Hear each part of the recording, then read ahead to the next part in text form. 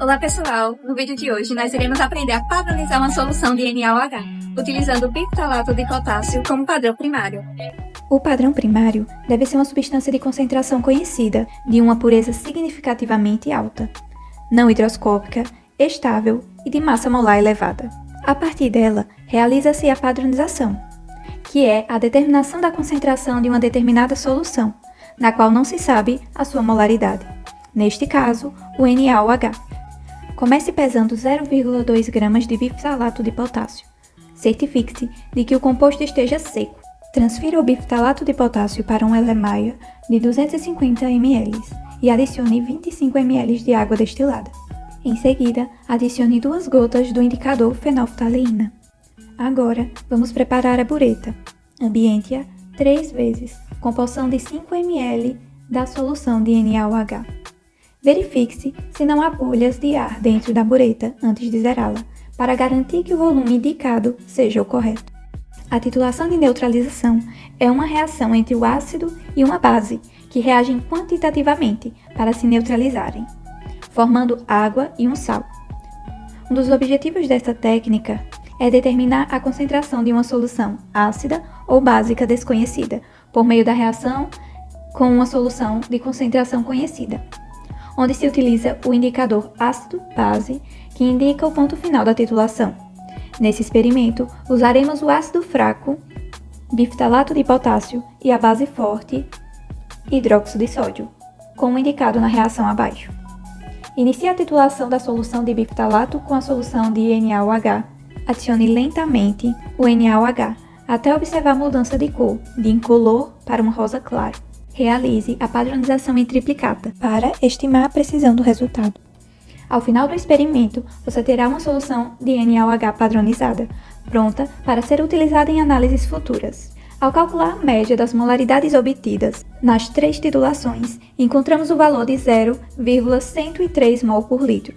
Após isso, calculamos o desvio padrão, obtendo o resultado de 0,00071 mol por litro. O cálculo do desvio padrão é importante para a precisão dos resultados, porque ele mede a dispersão dos dados em torno da média. Quanto menor o desvio padrão, mais próximos são os valores individuais da média, o que indica maior precisão dos dados analisados. Também calculamos o intervalo de confiança a 95% e obtivemos o valor de 0,002 mol por litro. O intervalo de confiança nos ajuda a avaliar a confiabilidade das nossas medições. Quanto menor o intervalo, menor a incerteza associada a essas medições. Então foi isso, pessoal. Obrigado por assistir. Mas o que seria a titulometria? A titulometria também é conhecida como volumetria ou análise volumétrica. Ela é uma técnica de análise química quantitativa usada para determinar a concentração de uma substância em uma solução. Esse processo envolve um titulado de concentração conhecida reagindo com um titulante, até que ocorra o ponto de equivalência.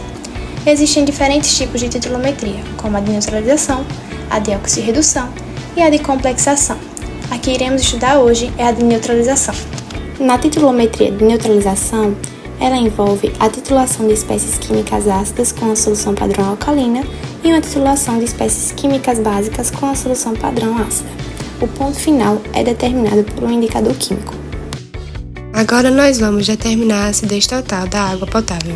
Iniciamos ambientalizando a nossa bureta com uma solução de hidróxido de sódio a 0,02 mol por litro, para retirar todo e qualquer tipo de impureza da vidraria.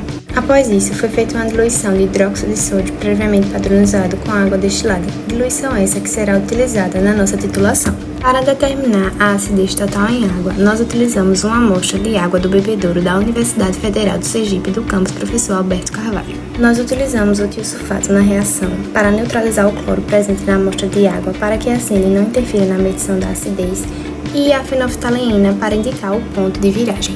Iniciamos a titulação em triplicata, pois serve para estimar a precisão da medida, e foi possível perceber que o ponto de viragem ocorreu de forma drasticamente rápida, assustando os nossos colegas do laboratório. Bote longe, pra gente não ficar enxergando. Isso, filme.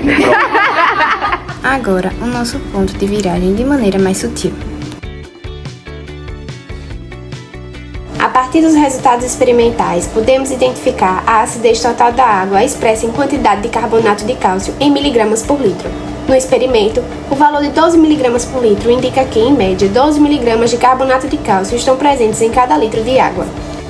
O intervalo de confiança é importante em experimentos de determinação de acidez da água potável porque ele fornece uma estimativa da precisão e confiabilidade dos resultados obtidos.